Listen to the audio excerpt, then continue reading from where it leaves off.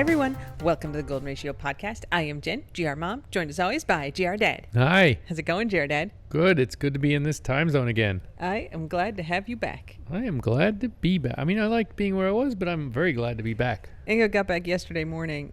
Was that yesterday morning? Noonish. Yes. Noonish. Yes, noonish. I had therapy in the morning, and Ingo had been gone for a week, and I was talking to my therapist, and we started, and he's like, how's it going? And I was like, Ingo's coming back today. He's been gone for a week, and I've been holding it together, but it's been really hard. You didn't tell me this. You saved it for the podcast. No, I did tell you that. You were just, I think, distracted by other things. You didn't emote like that. I felt like I was doing a pretty good job until I was like, it's been a lot of work. And I was like, oh, crap, it was way harder than... I know. I'm glad you're back. I'm glad I'm back, too. I felt bad leaving you with these, As you should have. Maniacs. The cocktail of the week this week is the toasted almond. Tasty. The toasted almond is like a white Russian, but a white Russian is cream, coffee liqueur, and vodka. A toasted almond is cream, coffee liqueur, and Di Serono or amaretto. Even more nutty. Yeah. It tastes really nutty, actually. Like normally when I drink Di Serono, I don't think it tastes nutty, but this drink totally does. It's nutty, good. like Vink. It should be the Vinkman. Now with more nuts. Oh. Now even more nuts. Hi, Vink. You know what made it easier on you and me this last week? What? The elevator works again. Ingo, we have like administrative corner and several dog updates to get to before we get to the elevator. Why are you jumping ahead? I clearly have a list. What do you have, a frog in your pocket? Topics? I do not have this list of topics. I'm the guy who gets surprised by everything. You're supposed to follow my lead on topics because I have... It's not Friday. I can talk. Wait. Oh. See what I did there? I did. Okay. I mean, we can go to the elevator, but then we're going to have to skip administrative corner. Oh my... No! What do you mean skip it? No. The elevator is the thing that comes after administrative corner, and you just trying to go there. No, just let's go to administrative corner. No, it's fine. We don't need to. No, that was a little teaser. I just teased it a little bit. People will then hear the full story later. Ingo, are you ready for administrative corner? I love administrative corner. I don't want to jeopardize it. So for administrative corner this week, we just want to say thank you to everyone who has donated to the Golden Ratio Foundation, which helps pay for all of the expensive things that these broken dogs require. In dog updates, we will talk about so much with Hopper T-Dog, including her new brace, which was expensive and we think is helping her and was supported by the foundation. So thank you to everybody who donated. Yes, thank you very much. It's making a big difference. These knuckleheads won't appreciate it, but we do. It makes it a lot easier for us to not have to hesitate about some very expensive things that we want to do for them. No kidding. But even like regular vet visits, I was in there today getting vaccinations for these dogs, and it was $500. Wow. Yeah. Vink's Cytopoint is $180. Yeah, the Cytopoint's really expensive. Yeah, and I mean that's not easy. I mean we are so lucky to be able to be like, oh, thanks everyone for supporting these. Yep. And we would make it work without the foundation, but it's nice that we don't have to totally hesitate to be like, this thing is this much and this thing is this much, and all of a sudden that's like a renovation of the kitchen budget that's now going to pay for the thing. That's right. It's like you can get new tires on the Jeep and go to the vet and get vaccinated. Yeah, that's right. All right, it's time for dog updates. Since you were so anxious, we can talk about the elevator. It's big news, Jen. Hey, you don't need to tell me, because Ingo left on Monday and the elevator guy wasn't coming until Thursday. So I was carrying Hopper T-Dog up and down the stairs every time she needed to go out for 3 days. Mm-hmm. I was not convinced that the elevator guy was going to fix it. There's been, what, 3 visits already? Unsuccessful visits? Or at least one moved visit, but there was one visit where he actually showed up. Yeah, one canceled, and the guy who showed up was like, I'm pretty sure it's this thing. The regular... It's not a... What's the thing called? Refactor. It's a thing that basically converts the AC to DC in the elevator. And he's like, I think if you fix this fuse, it'll work. And we fixed the fuse and it didn't work. And so I was like, he's probably wrong. Like that part probably needs to be replaced. But that's Rectifier. Which sounds like a Pilates instrument, but it is not. So I was like, I bet if they replace the rectifier, there's still something else that's causing the problem. And Corey, who's our regular elevator guy, showed up and he's like, I brought a rectifier just in case. And he put it in and it worked.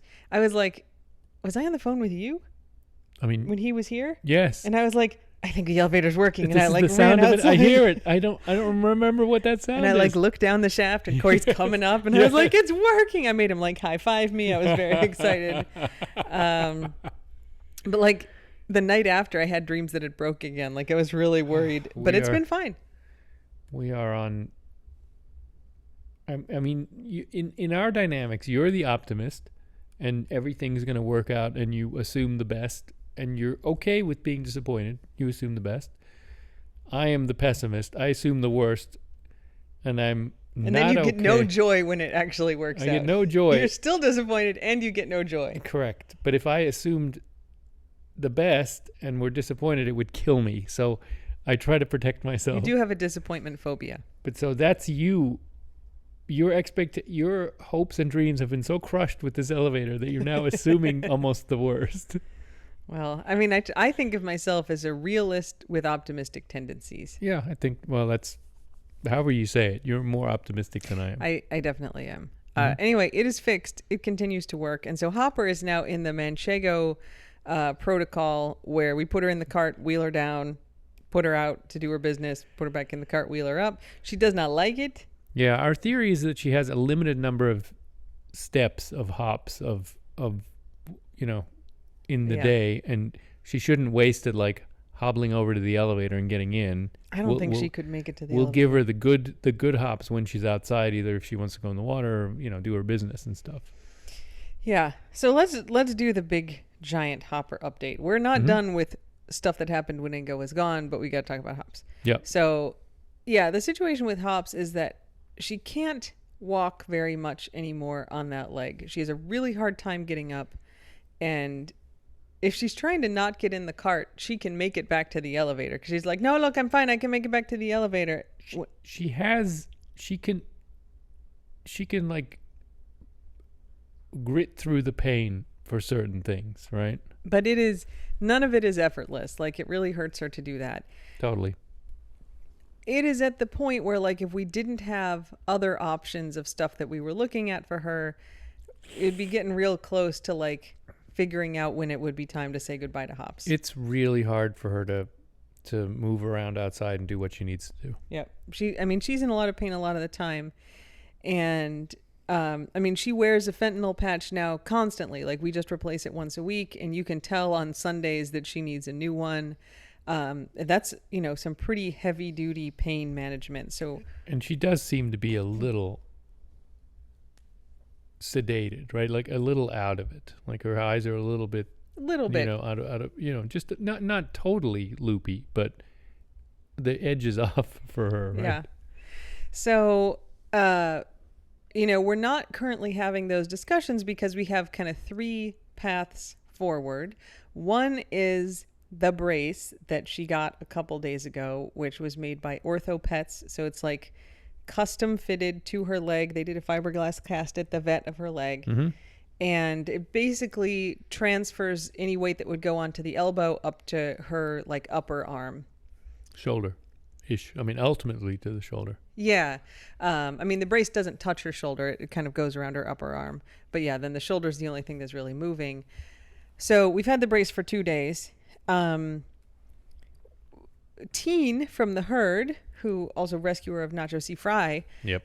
They have a dog who has a brace just like this. And so when we ordered it a few weeks ago, I was like, tell me everything. A three-legged dog too, or four? I think their dog has an ACL tear that they can't do surgery on because of his other health conditions. Oh, wow.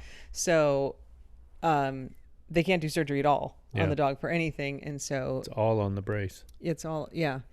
So she was so helpful in terms of a thing I wouldn't have thought of, which is like, you've really got to very slowly ramp them up on how much they're using it. Because if you just like put it on and let them use it all the time, it's going to get really sore, and they're going to get sores on their arm, and it's going to be bad. So we started her yesterday. We had it on just a couple times, and And she was doing pretty well. I mean, she could walk around on it in a way that she couldn't before. But last night, you could tell that she was like, oh, there are parts that I haven't been using and they hurt. Yeah, and I think she's moving in different ways too, whether it's because it's new or just because it kind of stiffens her elbow up, right? It supports it differently. I think her shoulder must be doing more work, or maybe her abs, or maybe her back. Who knows? Yeah. So this morning we put it on for her to go out, and that was fine. And then we put it on and you took her swimming, and I don't know what the hell she did while she was out there with you, but she was like shivering in pain for like half an hour when she got back and it was in. nothing dramatic, right? She got herself out up the ramp, but she's done that before, and they just kind of hung out on the ramp. Yeah. But it was clearly a little bit too much for her today. It was too much. So we're gonna kind of cut back. I think we'll put it on when she goes out once or twice so she gets used to wearing it, because it clearly does help. It makes it easier. Like when she has to hop on that front leg, it doesn't put the pressure of that onto her elbow. Right. But I think it's a lot of other parts are sore, which of course it would be. So we're going to have to just really carefully increase her on it. Why is nothing easy? I know. It'd be nice if like, oh, just strap it on. I'm like, oh, that's great. Why is everything complicated? I had that like tendon problem in my ring finger at like the beginning of the year, and they gave me a brace, and I was like, this is clunky and dumb, but it doesn't hurt. In fact, nothing hurts now. Was it because of the big engagement ring? Big giant diamond. Was it so heavy? Is it so heavy? It was actually Nacho Fry that damaged that tendon. It's so heavy. But that brace didn't hurt. Slightly got in the way of my typing for a day until I adapted to it, and then I wore it for 2 months. And it's true, but it didn't hurt your neck to have that brace on your finger.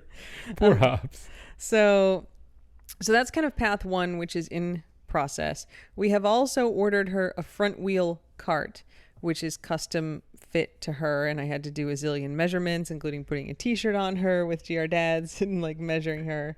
Yeah. So that they started making that last week, so it takes 2 weeks. So this week they're also manufacturing. So hopefully next week we'll get it. Maybe we'll get it the week after. But it's in production. And that would be great. Then she's not going to be using the leg at all to get around in that. Yeah. I mean, again, there'll be transition, right? She's not Venk, right? She does she does resist new stuff a little bit, right? Venk would just be like, okay, this is what we're doing.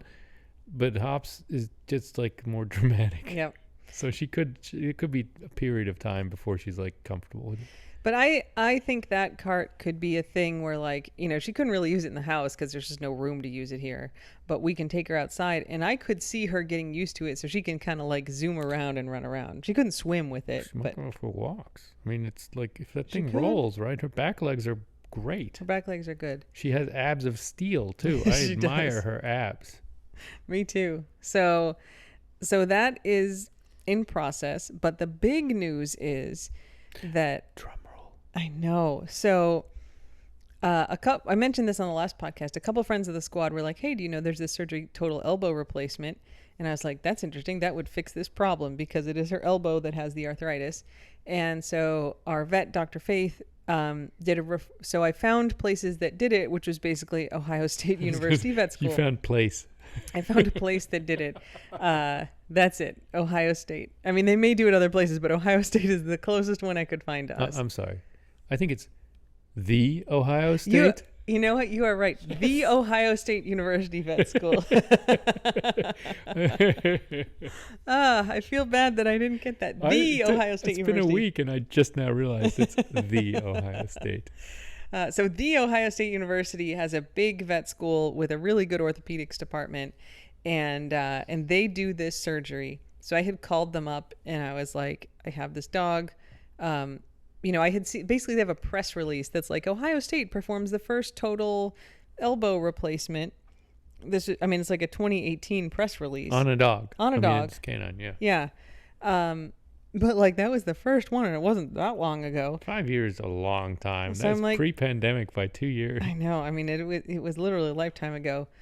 But I'm like, I didn't know if it was a thing they were regularly doing. Yeah. So I called them up, and they're like, oh yeah, Like, yeah, we totally do that. You gotta get your vet. Like, they have a referral portal. It's very fancy. They have this whole system, and your vet uploads all the vet records, all the X-rays, like all the imaging, all the reports. Everything goes into the portal, and then they have doctors who review all of that to see if the dog is kind of passes the first level of screening for being a candidate. And then if they are, you bring them in for a visit to get examined. And then that's where they determine, is this a dog who can get the surgery or not? And if they are, they do the surgery like usually the next day. They're like, unless we have a lot of trauma cases. And so then maybe you wait one day, but they basically do it right away. So our vet filled out the paperwork and submitted everything, had to get like registered in the portal because we're 20 hours away from the Ohio State University. So it's not like they refer a lot of people up there. So she, you have to call a person to get into the portal. So she did all the stuff. And then I think like when I dropped you off at the airport, and I was coming out of the airport. Maybe when I was in the plane, I think it was when I was in the plane, you were texting me. Yeah. They called and they were like, hey, it's the Ohio State University. And I was like, hello. And they're like, we got all of your stuff and we're calling to set up an appointment for Hopper. So I'm like, great. She made it past the first screening. And they're like, how is March 29th? Like in 2 weeks. And I was like, oh, like March, that's great. But my in-laws are coming to visit then. Do you think we could look at the week after that? And they're like, our next appointment is July. And I was like, great, we'll take March 29th. Sounds good. We'll move things around.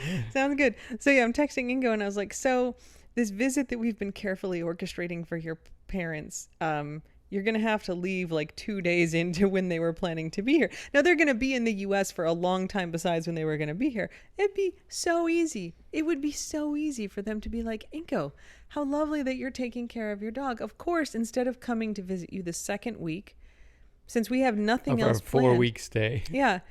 And since we have nothing else planned except vague driving around, we will come the first week and spend that time with you when you are available and have invited us to come. And we don't, I think, need to do all the details unless you want to, but it has not been that easy. No, they're very resistant to change. And they're like, oh, we'll just see you for one day, then that's fine. I was like, that's ridiculous. Can you guys maybe drive down here beforehand since you have nothing planned in that whole week?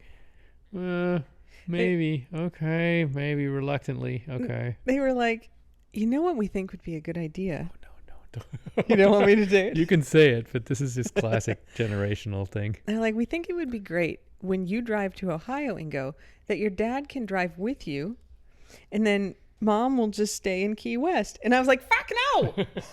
And I also had the same reaction because he doesn't listen to the same Spotify list that I listen to. He doesn't have the same break schedule for stopping. He doesn't, have the patience for me to like carry Hops around if she needs to be carried around. He doesn't want to stay in the same hotels that Hops and I need to stay in. Yeah. It's just there's just a whole, generational thing with your parents aren't the best road trip companions if you're stressed and taking a dog to a place that you've never been to. I mean, and with an uncertain time schedule, right? Because we haven't even gotten into like the sequence of things we'll with get Hops. There. Yeah. But yeah, like your dad is 22 hours. Your dad is inflexible in his ideas of how stuff should be done, but his ideas don't match your ideas. No, so it would be very hard to do that trip together. He's German.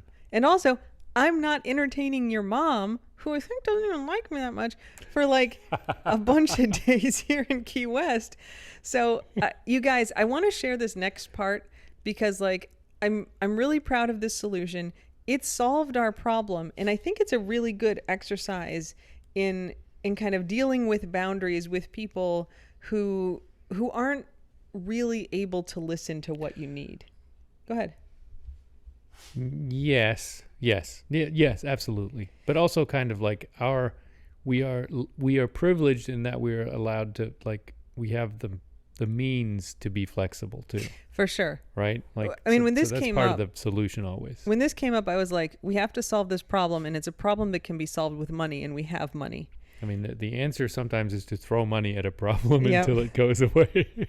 And there are some big stressful problems that if you have a couple $1,000s, you can solve. And we are lucky that we've got a backup. We've got that credit we can cards. Do that. Yeah. But I am very lucky that like my parents are very deferential to like what I need. So like when my mom comes to visit, she's like, is this a good time? Are you doing stuff? I don't want to like interfere, and kind of plans around what I need to do. Asks a lot of questions about it. Is really respectful of like she's coming to visit me, or when I go visit there, right? Like they're very respectful of like, you are an adult, you have shit that you need to do. You know, we don't want to disrupt that. I get one in WhatsApp. Our miles are about to expire in March. Are you around? And then I may or may not have time to respond. I mean, I'm in the United States in March. And they go, we've booked. We're coming on March this, and we're leaving on April 15th. See you then. So and I mean, I do not send these messages to Ingo's parents. He does this, but he was trying this like, look, instead of coming the second week of your visit, why don't you come the first week? Meanwhile, I'm also in Vancouver, a 9-hour time difference, which makes it really hard to call because someone's always in bed. Yeah. But they kept resisting this. They kept going, no. We'll just see you for 2 days. Fine. And also your dad should go with you. And also this and also this.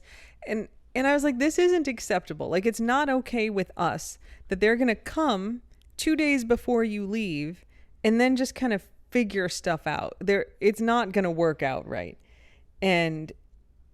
But they're not engaging. You're going, that doesn't work for me. And they're like, well, it's fine. Our Airbnb is for this, and we're just going to go with that. And we're like, but that's not okay with us. And they're not hearing that part.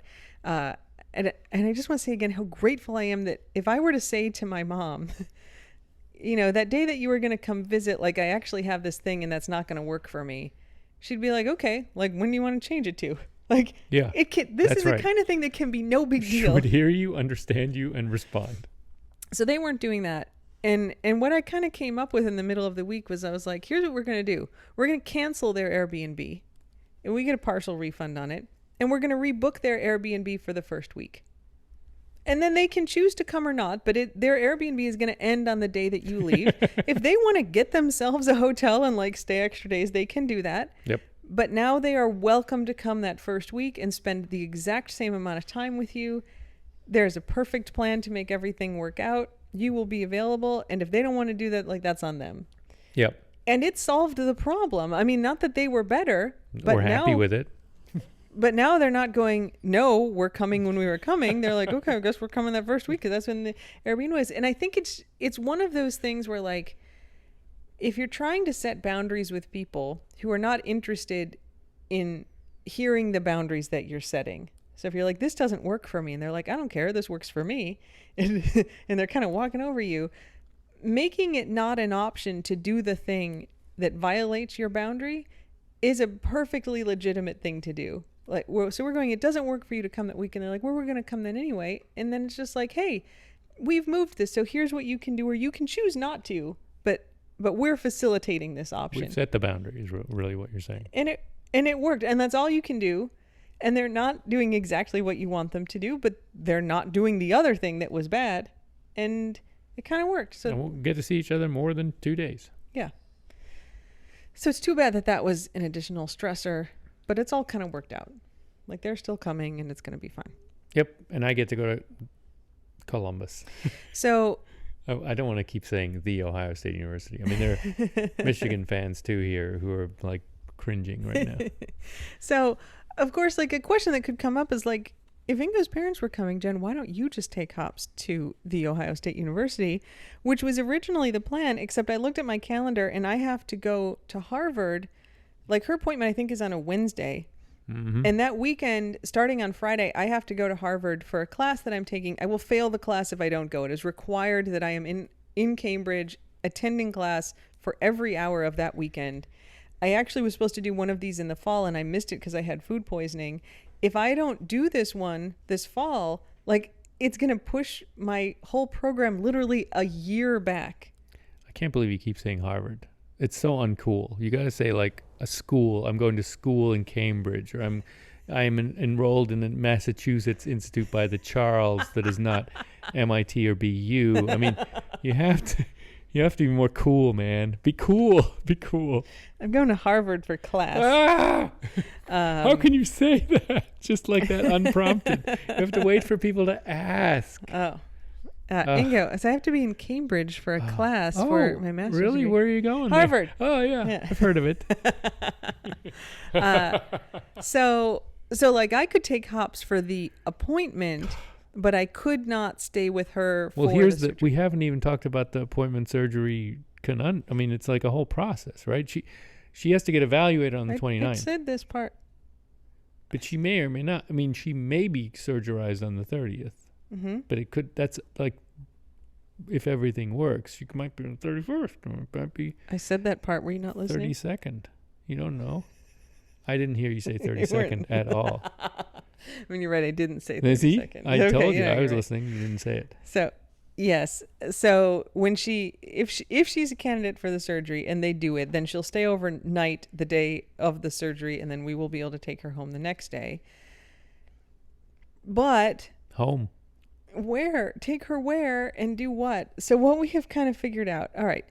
GR dog sitter from Maryland.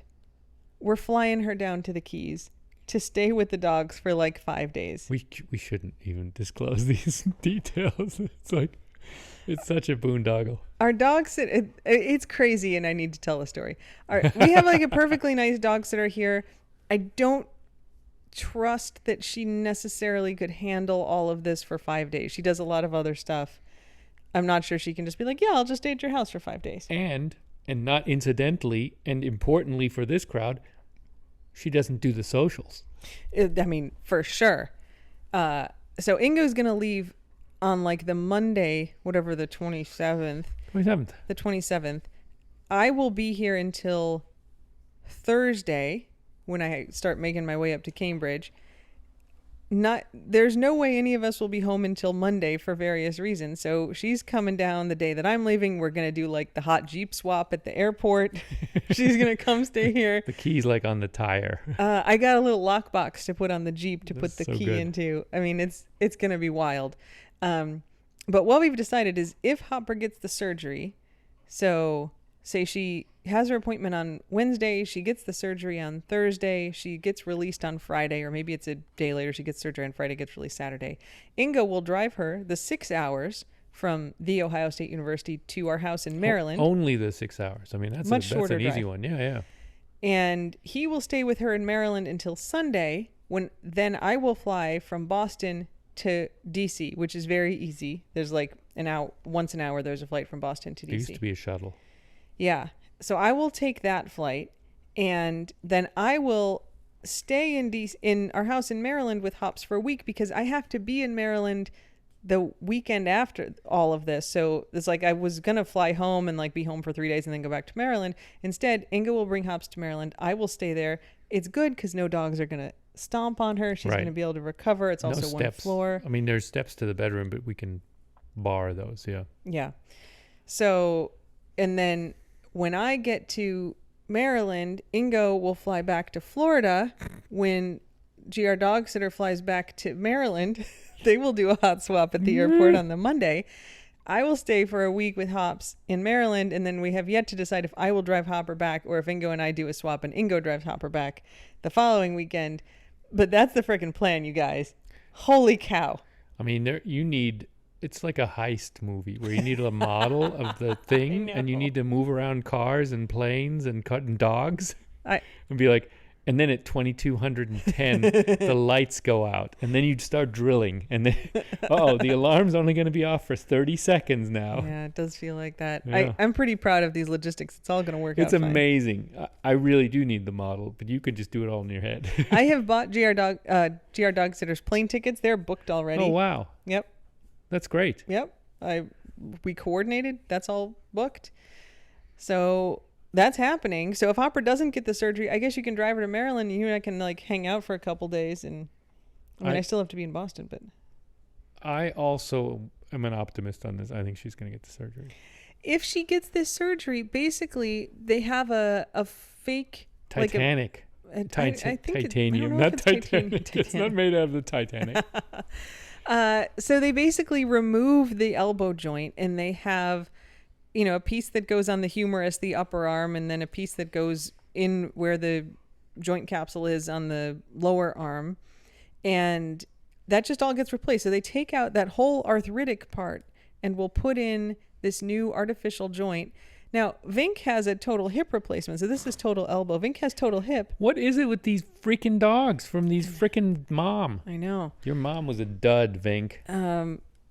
Yeah, so, if they do that, this whole arthritis problem goes away. Hops doesn't have arthritis anywhere else. Can we get the bone? Can we get the old bone? I'm going to ask him if we can have the old bone. Get the old bone. I bet they won't give it to us, but I'm going to ask. We've tried and failed in the past. But You ask. You're going to be there. It's worth trying. It would solve all her problems. And the thing so great. The thing we see with her is like she still wants to play. She wants to play tug. She wants to swim. She wants to chase the ball around. She loves chasing the ball. She is not, like, her body and mind are not slowed down by anything other than the pain from this arthritis. Yeah. But it is so severe that we would absolutely be talking about when to put her down if we didn't have this range of options that are open to us now. That's right. I mean, she's kind of trapped by that arthritis. Yeah. When she had her leg amputated, the surgeon who amputated it gave her 6 to 18 months. And March 30th is her 18 months.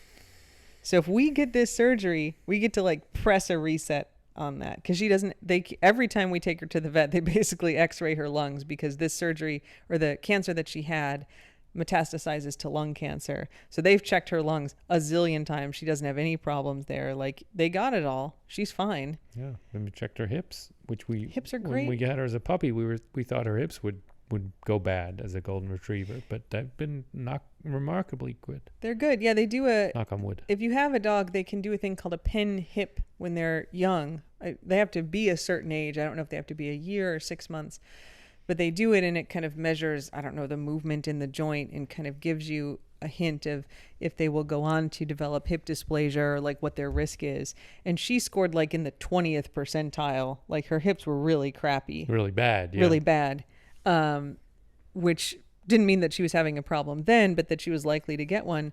And her hips are in great shape. Her shoulder is in good shape. Like, she doesn't have any arthritis in that shoulder. It's just the elbow. Yeah. So when Vink had her total hip replacement, I was like, so what do we do for physical therapy? And they're like, no, there's none. Like, she's done. She's fine. And she did recover remarkably well from that. It's just like heal up. This, on the other hand, requires some pretty intensive therapy. So, we'll see what we're going to do. They said, I asked them, like, what's the schedule? And they said, so you want 2 weeks of healing and then you can start the rehab. So we haven't talked about what the schedule is yet, but depending, if I stay with her, if she gets the surgery and then I stay with her, what ultimately works out to about 10 days in Maryland. If you come up, you could potentially stay there a few days and take her over to VOSM. Sure. Which is the orthopedic place that did Vood's elbow or Vood's knee surgery and some other stuff, and get her a plan because we don't have any physical therapy places down here. They've done all the water physical therapy. The old time fans will remember Queso swimming there, and Venk. Venk really old, but Queso went there a few times in the the tank that would fill around her, and then she'd walk in it. Yeah. Yep. So they could probably give us a plan where we can do stuff and. If we have to bring her up there once a month, like, you end up driving almost once a month up to Maryland anyway. Like, it's the thing we could do. I like it. Yeah, I think it's great. Weirdly, I still like it. So, there's a lot of question marks the further out you look, but it would be amazing if we could get that for her. Yeah, it would be close to miraculous. Yeah. Mm-hmm. And I think, from what I saw, it's like a $3,000 surgery, which is like not cheap, but man, we have done more expensive surgeries than that. And Voodoo stays at the hospital after his, when he wanted to go to the Miami spa, he was like, oh, drop a couple grand, man. It's raining Benjamins. He would just be just like throwing around hundreds. That was on him though. I think he thought it was Atlantic City, I think. So anyway, that's the big update for the week, is the Hopper update. So we will let you guys know. So March 29th, time, it just has no meaning. There's a lot going on. So it's no meaning. March 29th is Hopper's surgery, or Hopper's appointment to screen her for the surgery. So today is the 15th, so basically 2 weeks she will be getting screened. And then I guess we'll do a Joined Over Distance podcast from the Ohio State University with you on that night, and you'll be like, she's getting surgery tomorrow. I like that. No. Separated by distance, joined over distance. That's Yeah. nice. So that's the Hopper update. The other update from the time of GR Dad's departure is that the elevator got fixed, which was great. And then like the next Yay. night, the water went away. Boo. No water. No. I think we've said this before. I mean, we always talk about the fact that there's one road in the Keys. There's also one pipe. It's like one long straw. It's next to the road. Like if you're on the road, you can see the straw that brings our water from the mainland.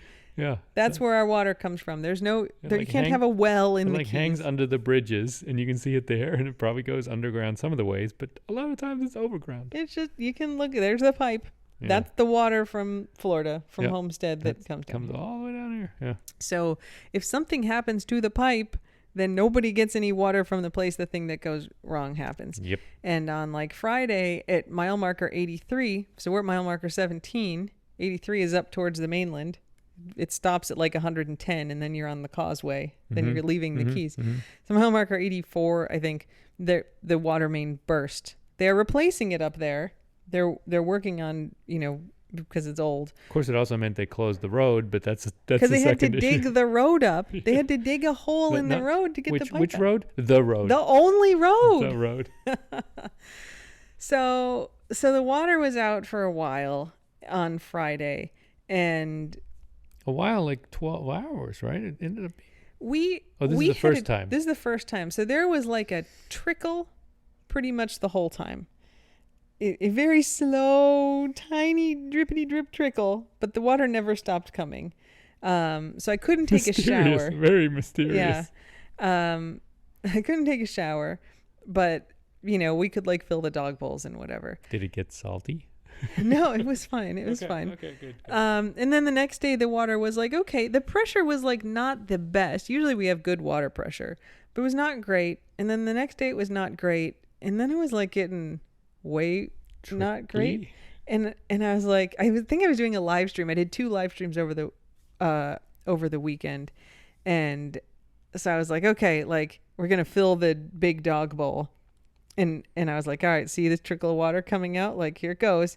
And then 20 minutes later, it was like 3/4 full. Oh my goodness. And I'm like, we're going to call it at that. There was no water coming out at that point.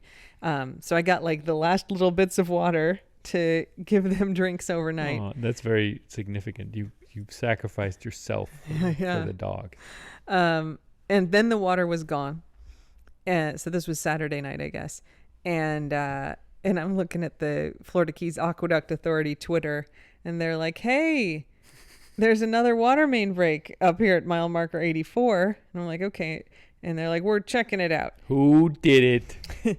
I'll talk about that in a second. Who broke it? And then, like 11 o'clock, they're like, so we're going to work on fixing this, and nobody, below mile marker 84 is going to have water for at least the next 12 hours. Which is everyone. Everybody. In the Keys. Yeah. I mean, if you're in Key Largo, you're fine. And I was like, oh, this sucks. And there was no water. Trickle, no water. Yeah, nothing. yeah. There was nothing. So I was kind of plotting out. I'm like, okay, I can go over to like the neighbor's pool and like fill up, bring the cart, fill up some 5-gallon buckets so we can at least flush the toilets because we don't have anything. Fortunately, we made it through that and the water came back on, but we still are not back up to full water pressure. So that was Sunday. Yeah. Why is that? They're still working on fixing it, and there's like reserves on the mainland that got depleted, and they're also trying not to put too much pressure in the pipe because obviously it's broken ass. Because the duct tape won't hold. And we were also under a boil water advisory from Sunday until, it was supposed to go until 5 p.m. today, and this morning they canceled it. They're like, okay, like there's no germs in there. So on Sunday I was just like boiling water for an hour. You had all the pots out, and we're like boiling and boiling and boiling. Because they're like, your pets too, they shouldn't drink it. And like you can shower, but like, if you're brushing your teeth or you're cooking or you're drinking, turn off your ice makers. So it was quite a process. Nobody must have told the dogs because they still drank out of the toilets. Yeah. I tried to stop You should have them, put signs. I mean, it's like not having the signs or the Caution, Boil order. PowerPoint instruction. So I think I was getting ready to text Jen Coleslaw about the water situation, and I was like looking for a tweet to send her. And what I came across was a tweet that said, for the second time in 3 days, the water is out in the Keys. This is clearly Antifa sabotage, trying to keep the tourists from bringing their money to the Keys. And where is Meatball Ron DeSantis? He's off in this other place doing this other thing. So it's like... Hashtag Trump 2024. I mean, I was like, what is this guy getting on about? Like, he's all Antifa-y. Okay, so he's like a right-winger. Sabotage, I mean, that's like impressive. Like, why would Antifa not want tourists to come to the Keys? Why would they like do Key it West is is as liberal as it gets. Well, yeah, it's deep blue. The blue part of Florida, yeah. Why would Antifa be like, what we don't want is like the gays going to Key West. Right. like more liberals congregating in Key West, of which I am one because I'm Antifa. There's like so many drag shows in Key West. Like we Antifas definitely need to stop the tour. Like that doesn't make any sense. But then also, all right, so like Antifa, you're dumb. 2, Antifa doesn't want tourists to come to Key West, like extremely dumb. And then you also like pivot and are like, and DeSantis is dumb, which like we agree again now. Yeah, but also like, what is your point? And I guess it's Trump. Go Trump. I don't know. I was like, there's so much dumb in these like 100 characters. So much dumb.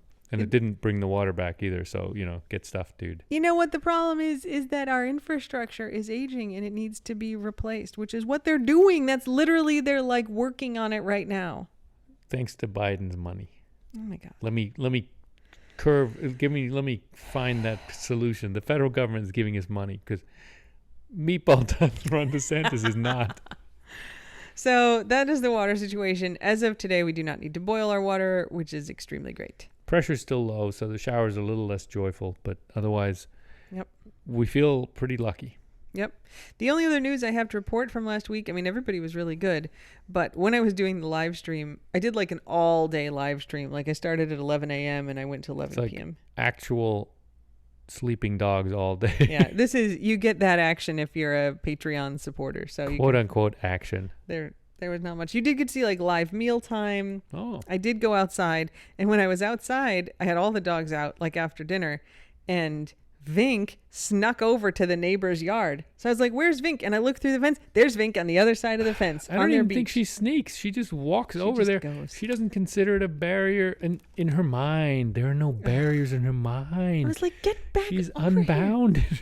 Oh my God. And like Wok had not gone in the water. He kind of waits for permission. Yeah. But when he's like, well, Vink's in the neighbor's yard, fuck it, I'm going in the water. All rules are off. Oh, it was a thing. It's true. I was like, today Guac was waiting, and then Brody went in, and Guac was like, okay, we're all going in. That's always what happens. Yeah. So anyway. Oh, Vink, did she go in the pool? No, she was just on the beach. So mucking about. I know. Vink. All right. So that dog updates. Are you ready for ramblings? I got some good stuff. Oh yeah. To close the circle, they're all fine and asymptomatic for today. Everyone knock on wood, please. Yep. Yeah. Okay. Thank you. Ramblings. I have a new fish scandal. Oh, no. Yeah. Weights in fish. Except this one's not weights in fish. Oh, well, this is even better. So I'm very excited. A good follow, if you're into sharks, on Twitter is Dr. David Schiffman. His handle is @WhySharksMatter. Oh. And he does he's a shark scientist, marine biologist. We know why sharks matter. They're awesome. So I really like following him. He does entertaining stuff. And so there's this paper that is basically the first sighting of a goblin shark in the Mediterranean Sea. Ooh, so these deep sea, like deep water shark. Yep. So these are apparently like papers that get published as like it's the first time that we've seen this fish in this territory where we didn't think it lives. Mm-hmm. And there's like a picture from like a fisherman's boat with the fish or whatever. Yeah. So they published this paper, first sighting of a goblin shark in the Mediterranean. The paper actually was like a bunch of species sighted in the Mediterranean, including this goblin shark. So this is a picture. This is on some rocks. I'll include this. Clearly a goblin shark. Yeah. And then underneath it, so you can see it all together, So the one on the top is the picture from the paper, and the one on the bottom is like a juvenile goblin shark from something else. Okay. So they published this paper, No. and then there is a comment published. Oh, no. I am so grateful that no one has ever published a comment on my papers. I did have somebody publish a paper once. It's like, Gulpick said this thing, and like, we didn't prove that at all. And I was like, it's because you're done with statistics. But we didn't have a beef about it. So someone published this paper, and they're like, we don't think that's a goblin shark. We think it's a plastic toy. Because if you look, it doesn't have the right number of gills. It has 4, and an actual goblin shark has 5. Also, like, the jaws are sticking out on it, and they don't stick out like that unless, like, if you catch it or, like, do some damage to it, but there's no damage to it. And also, like, the back fin doesn't look the way that it looks on an actual goblin They shark. actually went as far to say it's a plastic toy? Or said it's a toy shark. Is it a toy shark? We don't know. Get out. But a lot of people were like, it's interesting. It looks just like this toy goblin shark that I have from Walmart. Get out. Which is not to say that the scientists... They've discovered a toy shark in the Red Sea. It apparently was like buried in some sand, and a tourist found it, and then they put it on these rocks for scale, but they don't say how big the rocks are. So are those rocks like an inch? Right. Or are they like a foot? Is We it don't a know. 5-inch model? We don't know. Oh, no. And someone's like, it's like banana for scale, but I rock think- for scale. What a I banana think would be that more the useful. wrong number of gills is a big problem. And Everything else is subjective. So then the authors were like, no, there's 5 gills. So I'm going to zoom it way in here for us. So there's 1 gill. Yeah, There's 2. yeah, There's 3. yeah. There's 4. I think C4. There's 4. They're like, there's like some sand up here, and they're like, we're pretty sure that that's a 5th gill. No. The people who Wait, wrote- they're only working off the same photograph? Yeah, this Well, is the. They need to poke the thing. They need to fly there and prod it. It's like a tourist's photo of the shark. Not That's all they enough. have. Not enough. And so the people in the comment were like, the photo's not high enough resolution, but it sure looks like there's only, like, they're not super dicks about it, but they're like, we are not convinced that this is a goblin shark. Yeah. That's not what it should look like. And then the authors are like, it's 100% a goblin shark. I gotta say, my knowledge of marine biology is based on the Wii game called Blue Ocean. And you spend a lot of time floating around, and the goblin shark is one that lives like in the trench in 10,000 foot depths.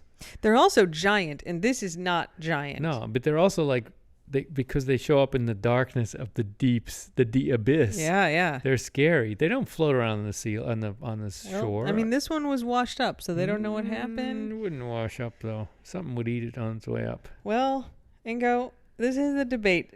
It's not like super dramatic. So David Schiffman says, for what it's worth, I've been told by a colleague that the editors of this journal believe this to be a real specimen based on additional evidence they've seen, but we haven't seen it because it's not in the paper. I was going to say the additional evidence would be interesting if they published it, if they referred to it. And then he said, to be clear, I don't know what happened beyond, quote, some concerns have been raised about the validity of evidence in a published range extension. I'm not accusing anyone of anything. I don't know enough to do that. I think science is wonderful. Everyone should be hopeful yet skeptical. And then he posts Oh, he picture did? of eBay that somebody found Oh, no. of this the rubber plastic shark. goblin shark that looks exactly like, all right, Ingo. Oh, it has the same number, like the mouth. All right, we're going to open that in one tab. Oh, And yeah. You guys, I'm going to link you this whole thread, of course, so you can do your own forensic analysis. All right, Oh, it looks here's like the it. washed up shark. See this? It's got this like curvy nub on the bottom. Just also the and nubby, the mouth thing. like, yeah. Yeah. It's exactly the same shark. It's probably the shark that's been laying around in the sand for a while. in the sun and and sand, been bleached. degraded. Yeah. Yeah, and degraded. And it has, let's see, Oh, 1, no. 2. Well, I mean, yeah.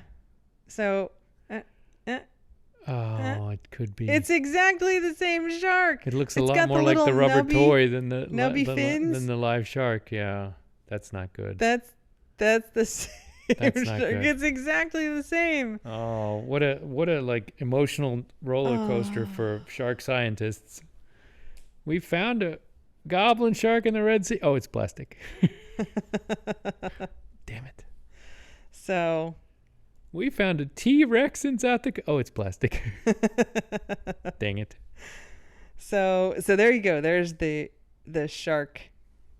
This is the better fish than scandal. This is more exciting than 90% of our shark movies. I know. All right, moving on.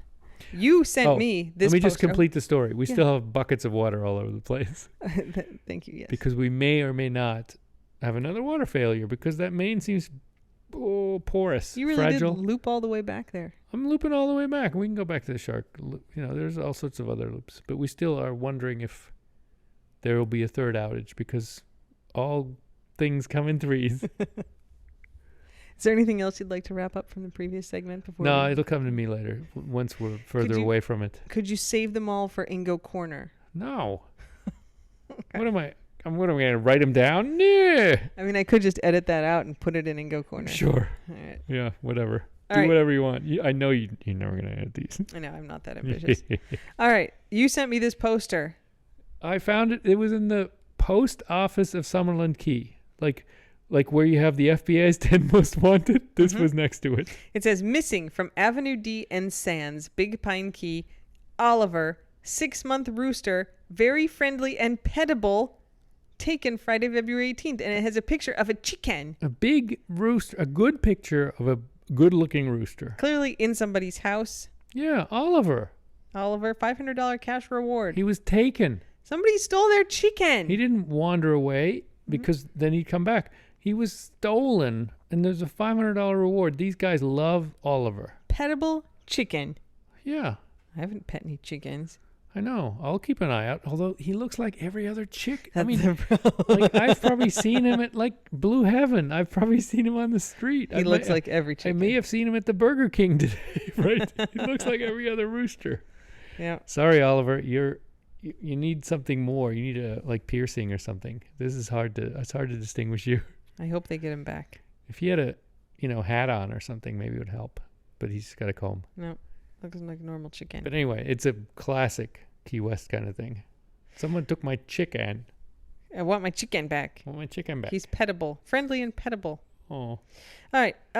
Friend of the squad, whose username is JLD, sent me a picture and said, I think I met Green Bean's big brother. So for those of you who don't follow too closely, Green Bean is the name and license plate of our green Jeep. The Green Bean. Because it's green like a bean. GRNBN.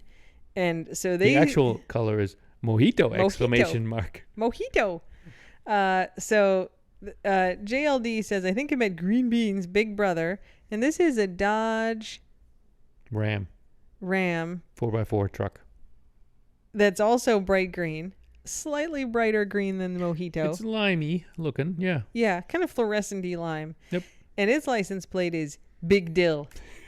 It's got an Ohio license plate. Big Which Dill. I think is just so good. Because the color is dill pickly once you look at it. But also, Yeah. he's a big dill. He's a kind of a big deal in Ohio. I gotta say, I didn't pick up on that because I was talking to Ingo about it, and I was like, his name was like Big Pickle, and he's like Big Dill. Like I'm a big deal. And I was like, oh, I didn't pick up on that at Because first. it's the dad joke thing. It's the dad joke It's thing. good. Yeah, it's something. All right, it's time to move on to Taste of the Keys. Do you want to talk about our airport people being hijacked Northwards? Okay, fine. The eye roll may have been audible, but it may not have been audible. It's literally the first thing in Taste of the Keys. Oh my God. You keep preempting my well-planned podcast. It's just such a fuzzy line between ramblings and Taste of the Keys at this point. Go ahead. The southernmost point is heading north. That's crazy. How does that work? So there have been a bunch of these pictures of people driving on 95 going like, what the heck? And there's like a fat flatbed truck pulling the southernmost point buoy. What looks like the southernmost point buoy. But then if you look close, it also has like the cheesy people who greet you at Key West Airport. To the Conch Republic. Yep. And so if you've come to the Key West Airport, you get off the plane onto the tarmac, you walk into the building, and you walk under this thing that has a fake southernmost point, and then these like cheesy people that are like, hello, welcome. It's kind of like the stickers on the back of cars with like people's family, with like the parents and the kids waving. And this is like the actual personification of that. It's like 4 Ken dolls or something. There's two families. There's like a mom, dad, and 2 kids, and then there's a gay couple. Oh, really? An interracial gay couple. That's Yep. great. I've never, parsed them up. I just knew that they seemed like one family waving at people welcoming No, them there's 2 to the Keys. Yep. So if you look in these pictures, the cheesy people are also on this flatbed with the southernmost point. You could not move the actual southernmost point buoy, you guys, because it's solid concrete and it's giant. It's like 10 feet tall. 44 tons or something. They couldn't just put it on a flatbed. This is like a fiberglass one that sits up on the roof.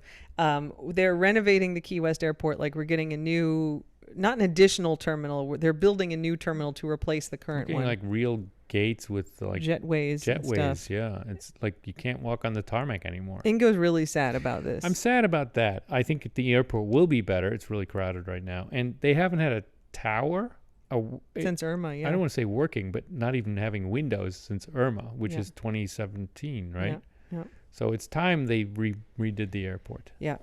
It's like, it's very charming to walk out onto your plane, but waiting to get onto your plane is absolute bullshit right now. Like, it is just like a crammed concrete room full of people. Yep. So it's going to be better. And people go to the wrong plane all the time because it's not really really you just clear. Walk out there. You're just like, oh my God, there's 3 American Airlines planes. Which one is the one where I want to go? They're like, you're departing from gate 5. So that means you walk out door number 5 and then you're outside. And then you got to like figure out which walkway plane. outside. Yeah. Like all 7 doors go to one walkway. So anyway, they have taken down the cheesy people and the fake southernmost point. They're driving them up to like the artist's estate. They're going to revamp them up there. Ooh. And then when the new airport opens, or the new building opens in 2025, early 2025, they're going to bring them back. They're going to dress more appropriate, like age appropriately, or like era appropriately. They're very sort of 1990s right now. I think they're kind of not J. Crew, Old Navy. They look like they got dressed at Old Navy. But yeah. They're not fashion forward right now. No. And they're not wearing shorts. I don't think they're changing any clothes. I think they're just touching up Maybe the you paint. couldn't do legs, so it had to be pants. So many people have tagged us in this. You don't even know what they're wearing. You're making shit up. They're wearing long pants. There's absolutely shorts involved. Long pants. All right. You guys can look it up for me and then at Ingo Burkhardt. All right. We have additional Keys news. Right. So, friend of the squad, Gwen Filosa. Pulitzer Prize winning journalist. There's actually 2 things. So, the Florida State Sheriff's Association is running a bracket, a March Madness bracket. Cool. With the canine dogs from each county. Wait, they're picking?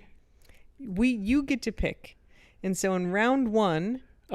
Oh, which is the best canine? Which is the best It's one. also March Madness right now, so I thought the dogs were entering March Madness basketball. No, March Madness style bracket. Got it. Pitting canine dogs from each county against each other. So in round 1, Monroe County, us, has Mako, the yellow lab, pitted against a dog from Manatee County. Well, we have to ensure that Mako wins. So Gwen tweeted today and was like, Mako absolutely needs to win this. We all need to vote on this. Golden Ratio, are you guys on it? And I was like, I'm on it.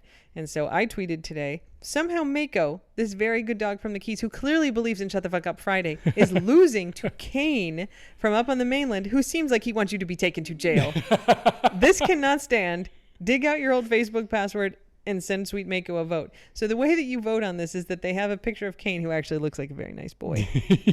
He's in a squad car. He's got his like paw on the computer. He looks like he would blab to the cops, but that's a separate thing. He's absolutely going to get you arrested.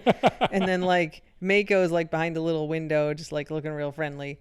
The pictures are so different. They need a better picture for Mako. I agree. It is not the best picture for Mako, which is why I think he's losing. So to vote, this is so Facebook. And someone's like, can I vote somewhere other than Facebook? I'm like, no. Florida is full of old people and they're doing this on Facebook. So you have to pick like a reaction on Facebook. Oh, no. You pick the heart for Kane or the like little guy hugging the heart for Mako. That's how you vote. Oh my goodness. I wouldn't even know how to find that. Anyway, go ahead. So if we look at it right now, there are 2.1 thousand votes for Kane and 1.2 thousand votes for Mako. So Mako has like half the number, even though I've been sending our people. You guys, we got to make Mako win. You can only vote once. You got to like the thing. It's just the first round. He has to make it out of. She has to make it out of first round. Can't go out in the first round. No kidding. Come on, Mako. So the Florida sheriffs. So I guess this is round 2. All right. Vote for your favorite. I don't know how long round 2 goes for. Quick. But anyway, guys, just come to our Twitter page and then find your old Facebook. Maybe we lost. Oh no, there we go. Mako and Kane are still on there. So yeah, get in there and vote for Mako. Because 1, shark name. 2, dog from the Keys. 3, very good dog. 4, not going to take you to jail. That's right. Unlike Kane, who's an narc and is going to take you to jail. Narc. So Gwen has spearheaded that, and we have joined on board. Brilliant. But Gwen Flosa also, she now works for WLRN, which is She's like working her radio. butt off these days. She is a hard-working journalist. She is. So she has an article out this week. Key West banned fire axe as its nightly sunset celebration after a mishap. Can a fire spinner and a popular tradition survive? So we you say. We talked on Taste of the Keys about the fire spinner who caught his hands on fire and then threw the fireball at the tourist and then pushed the tourist in the ocean. So it turns out that fire spinner was like Keynesian. No, he's from fucking out of town. He was just here and he's like, I'm gonna do my fire spinning act in Mallory push Square. someone in the water to put them out. He had no idea what to do. And all the Keys fire spinners, including this person who like does it here, are like, we know what the fuck we're doing. We do this all the time. And like this jackass shows up. Don't import these idiots. They didn't even ask him. He just like showed up and was doing it. No. Lit the tourist on fire with a fireball and then pushed the tourist in the ocean. Bad. Yeah, the tourist was like eating dinner and she's like, I didn't even know what was happening. He threw me in the Somebody water. just threw me in the water. Yep. So they've banned, this is the guy, the fireball guy. He's in this article. Bye. So for now, go back to the mainland. They are banned. Arsonist. Yeah, it said the guy had a fire extinguisher on his performance spot, but in an apparent panic, jumped on the woman in an attempt to smother the flames. When that didn't work, he shoved her off the seawall into the water and then jumped in himself. To get away from angry fans. So it sounds like they're just going to put some more regulations in place. So that's it. I'm taking my tip out of his tip jar. Random jackasses can't just show up. Fair enough. So that's an interesting story. Yeah. But then the most important one is one that Ingo found first. And he's like, we really need to talk about this. So I was like, don't worry, it's on the list. Woman attacked by Florida couple after romantic interlude, deputies say. And the graphic for this is a pair of handcuffs and it's got little hearts inside each. One heart in each handcuff. It's interesting. Marathon Fla. A 3-person romantic interlude ended in violence Monday, according to deputies in Florida. Emotional damage? The Monroe County Sheriff's Office said Stephen Lopez, 31 of Marathon, and Angela Viviana Velez-Velasquez, 20 of Marathon, were in bed with a woman when the couple and their guest got into a disagreement. According to deputies, the argument turned violent when the couple struck the woman. The sheriff's office says Lopez even threw a cinder block through the victim's car rear window. Oof. Lopez was arrested on a charge of throwing a cinder block into an occupied conveyance. Who knew that was a charge? Oh, there's laws for everything. I mean, I would see like throwing a thing into an occupied conveyance, but not a specific cinder block law. Yep. Got a lot of time on their hands. What if there's a brick? Is that a different charge? Probably. That's probably just an object. So Lopez was charged with throwing a cinder block into an occupied conveyance. Velez Velasquez was charged with battery. Nobody was seriously injured. Did the romance survive? I'm going to go with no. They had a disagreement in bed. Is that what happened? Was it a fight in bed? They're probably like arguing about daylight savings time. The merits of daylight savings time. Yeah. Is a hot dog a sandwich? And they just couldn't agree and they just started beating on each other. Oh my goodness. All right, well, there you go. That's so weird. Ingo, what's the German word of the week? I have a German word of the week that is I think it's still a thing. It certainly was a thing when I was growing up. here if you have a car that doesn't work, right? Like that just keeps breaking down and just Clunker. can't get fixed. Call it a lemon. A lemon.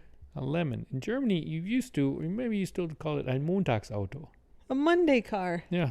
And the theory was it was built on a Monday when all the like workers are still unmotivated and hungover from the weekend. And like it's not quite there. Like it looks fine, but it keeps like it's not real there. Like it doesn't quite hold together in the same way as a Tuesday car. My dad was in cars, so he would teach me these. What is that voice talking in our house? Is that your phone? My Siri trying to find Montagsauto, I guess. So he would say like the workers would, it was kind of the lore that Monday's cars would be not as good because they're all like deking out from the weekend. Interesting. Yeah. Also, cars made after lunch weren't as good because they used to give people free beer at lunch. Yeah.